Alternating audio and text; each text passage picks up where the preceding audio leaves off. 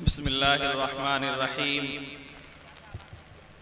अल्हम्दुलिल्लाहि वकफ़ा व सलामुन अला इबादिहिल्लज़ीना इस्तफ़ा अम्मा बाद फ़अऊज़ु बिल्लाहि मिनश शैतानिर रजीम बिस्मिल्लाहिर्रहमानिर्रहीम इन्ना नहनु नज़्ज़लना ज़िक्रा व इन्ना लहु लहाफ़िज़ून व क़ाल रसूलुल्लाहि सल्लल्लाहु अलैहि वसल्लम अल उलमा वरसतुल अंबिया व इन्नल अंबिया लम युअर्रिसू दीनारन वला दिरहमा औ कमा क़ाल अलैहि सलातु वस्सलाम।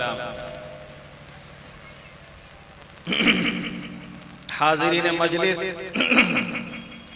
और यहाँ पर मौजूद बच्चे, बूढ़े और जवान, सबको अस्सलामु अलैकुम व रहमतुल्लाहि व बरकातुहू।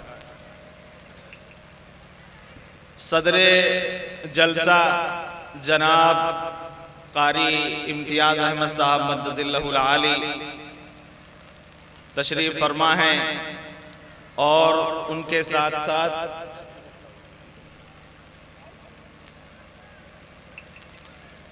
अभी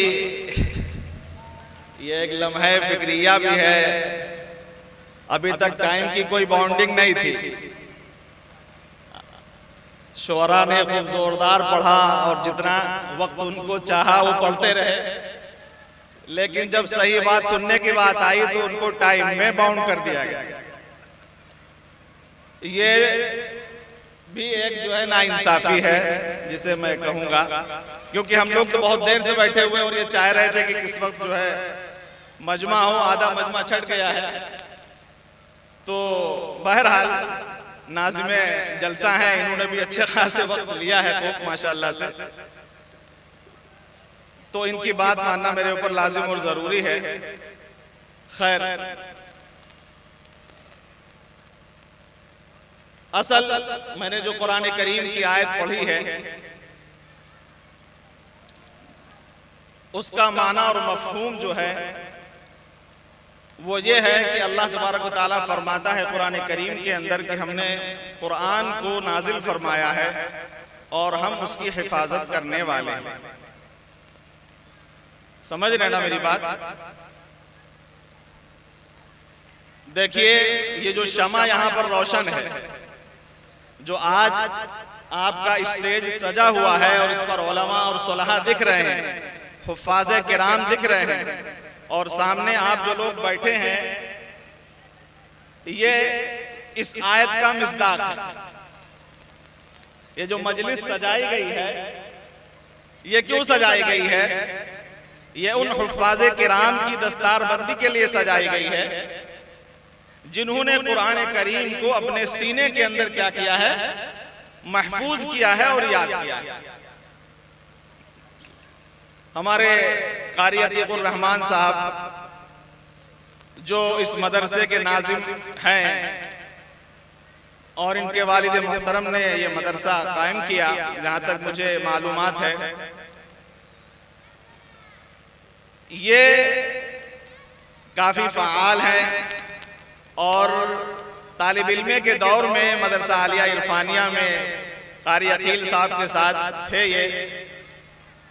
और ये जो शमा रोशन हुई यहाँ पर, इसका ताल्लुक जनाब कारी मुश्ताक अहमद साहब मद्दज़िल्लहुल आली का कायम करदा मदरसा जो है, मदरसा आलिया इरफानिया, ये शमा वहाँ से रोशन हुई। मैं ये कहना चाह रहा हूँ कि जो कारी मुश्ताक साहब ने मद्दज़िल्लहुल आली ने जो शमा रोशन फरमाई, आप बिहार के अंदर क्या इसके अलावा दूसरी जगह भी कहीं भी आप अगर देखेंगे कि जहां पर क़ाल अल्लाह व क़ाल रसूल और कुरान करीम को खुश इल्हानी के साथ पढ़ा जा रहा है, तो अगर पढ़ाने वाला उस मदरसे से ताल्लुक़ रखता होगा, वो या उसके शागिर्द या उसके ऊपर वाले कोई ना कोई वहां से ताल्लुक़ जरूर रख रहे होंगे।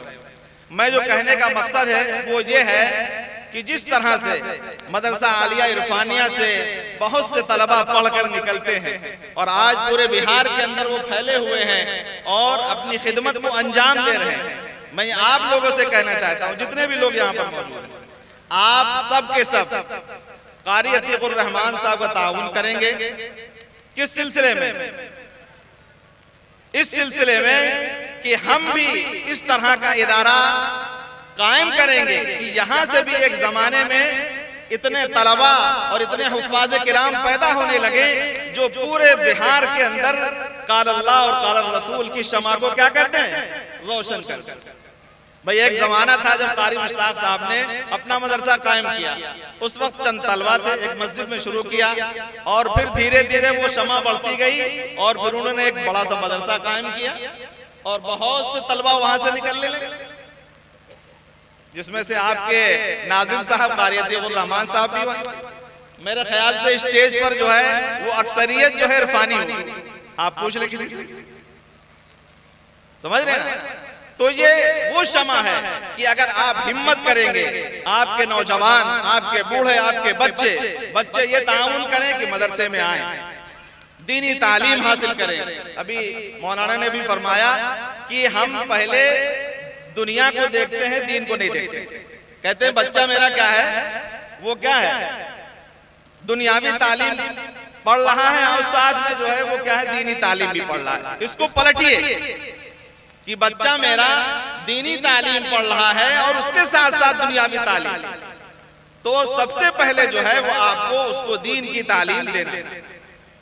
अल्लाह के रसूल सल्लल्लाहु अलैहि वसल्लम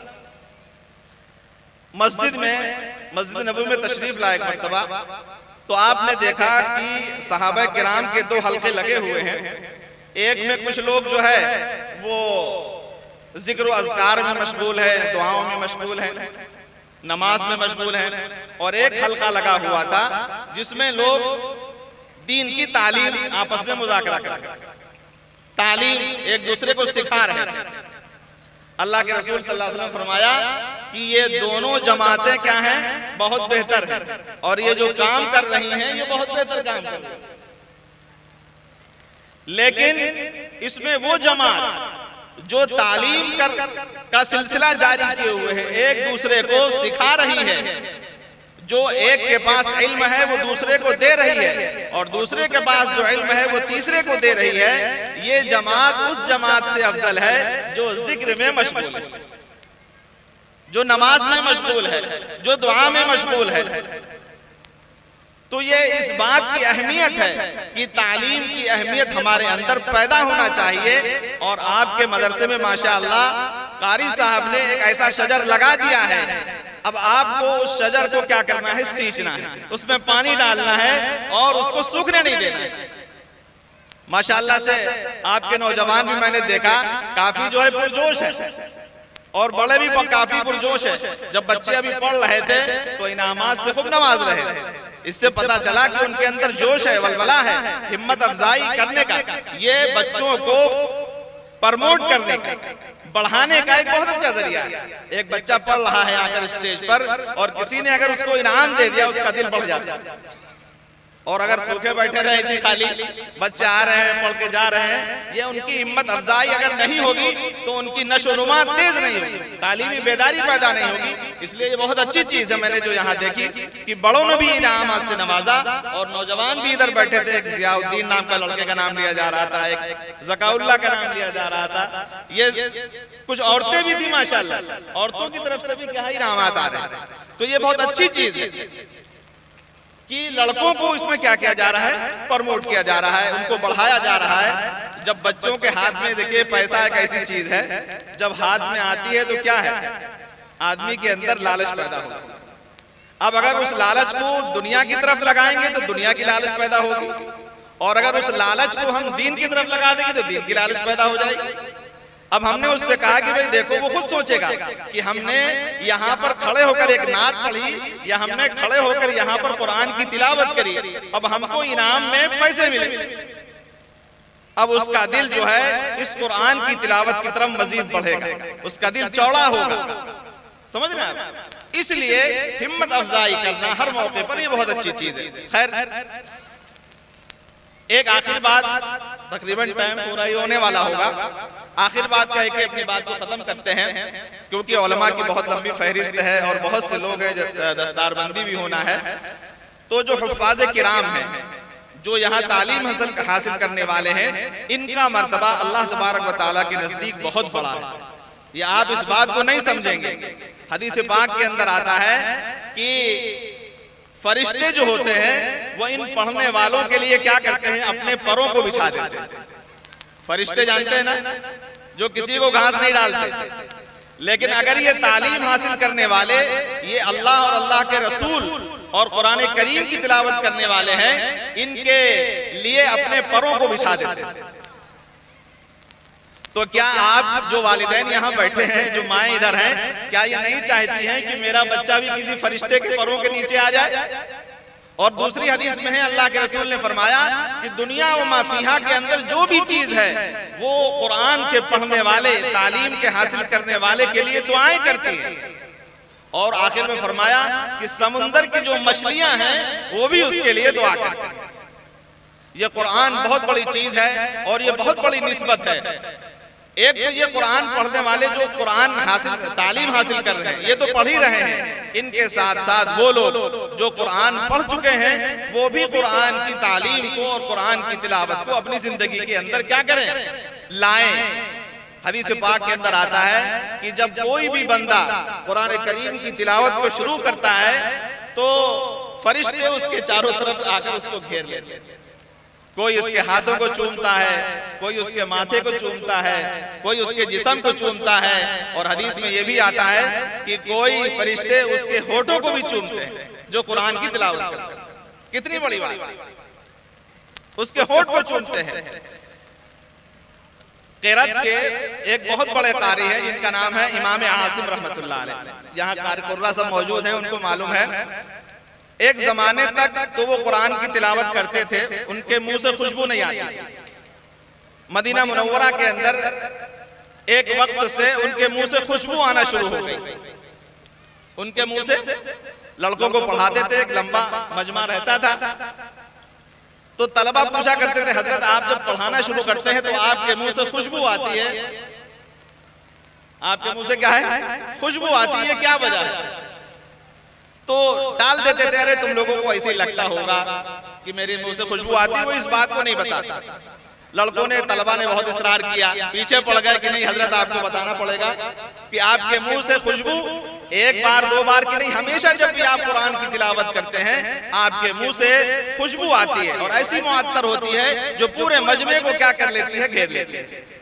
जब लड़कों ने बहुत, तलबा ने, उनके स्टूडेंट ने बहुत परेशान किया और बहुत पीछे पड़ गए, तो हज़रत इमाम आसिम रहमतुल्लाह अलैह ने फरमाया, मदीना मुनव्वरा की वो सरजमीन थी, फरमाया कि एक दिन हम ख्वाब में सोए हुए थे, ख्वाब में सोए हुए थे और जनाब मोहम्मद रसूलुल्लाह सल्लल्लाहु अलैहि वसल्लम तशरीफ लाए और फरमाने लगे, आसिम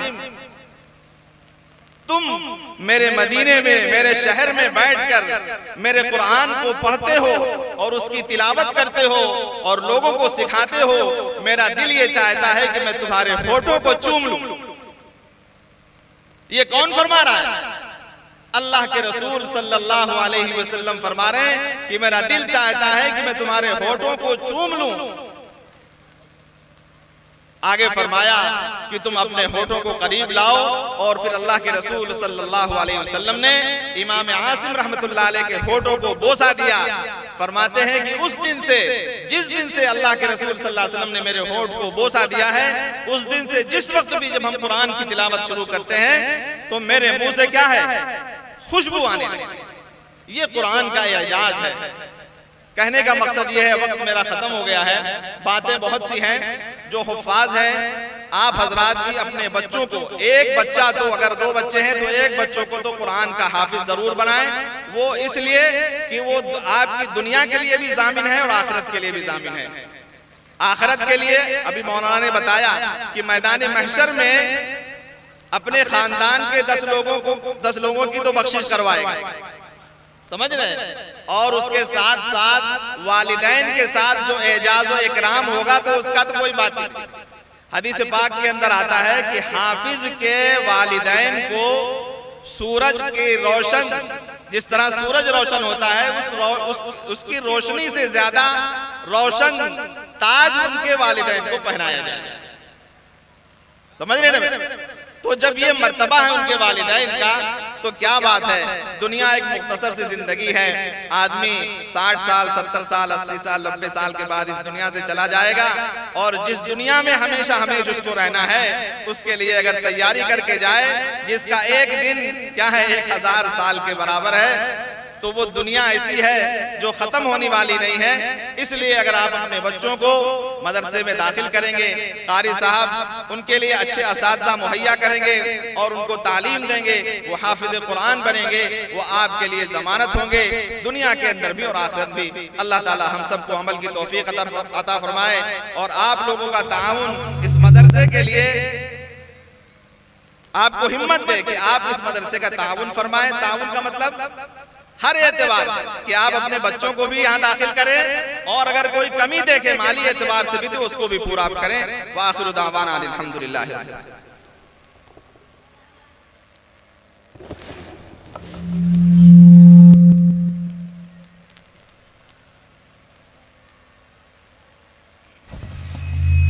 जैसा कि मैं हुक्म के मुताबिक आप लोगों को बताया था कि हजरत वाला के बाद उनके बयानात के बाद दस्तारबंदी होगी, और इसी तरीके से मैं कहना चाहता हूं कि जनाब हजरत मौलाना इम्तियाज साहब उनके हाथों से दस्तारबंदी होनी है, और जो बच्चे दस्तारबंदी वाले हैं मैं उनसे गुजारिश करता हूं कि वो स्टेज पर आ जाए।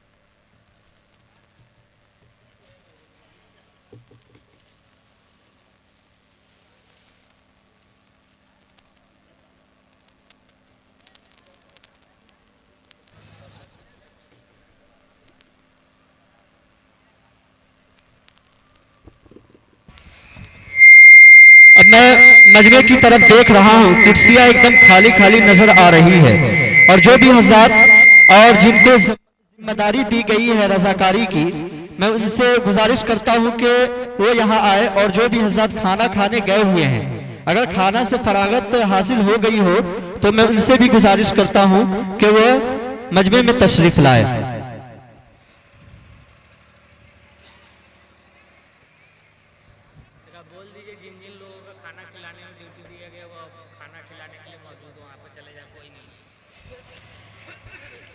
और एक और इत्तला दी गई है कि जिन हजरात को खाना खिलाने की जिम्मेदारी दी गई है, उनसे गुजारिश करता हूं कि वहां उस जगह पर जिस जगह पर खाना खिलाया जा रहा है वहां पहुंच जाए, इसलिए कि वहां कोई भी हजरात मौजूद नहीं है।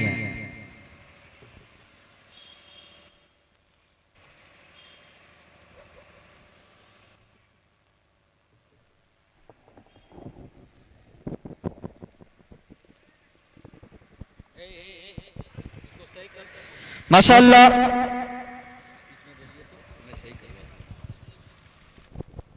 नाज़िमे मदरसा जनाब कारी अतीक साहब दामत बरकातुहुमुल आलिया, उनकी तरफ से जनाब कारी अतीकुर रहमान साहब, जिनके तरफ से बैग और कपड़ा इनामात के तौर पर बच्चों को दिया गया है।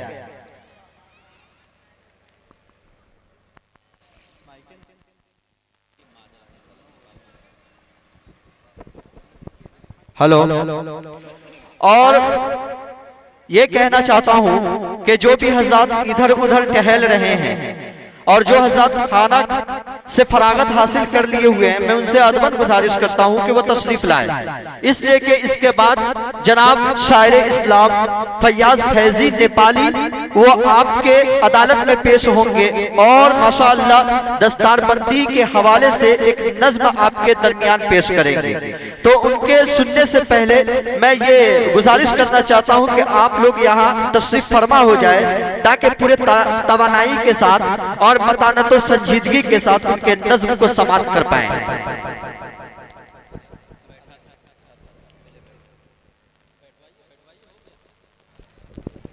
और स्टेज पर जो भी हज़रात ऐसे खड़े हैं और तस्वीरबाजी हो रही है, तो मैं उनसे अदबन गुजारिश करता हूं कि अगर काम हो चुका हो, दस्तारबंदी हो चुकी हो, तो आप अपनी निशस्त ले लें और अपनी जगह पर बैठ जाए।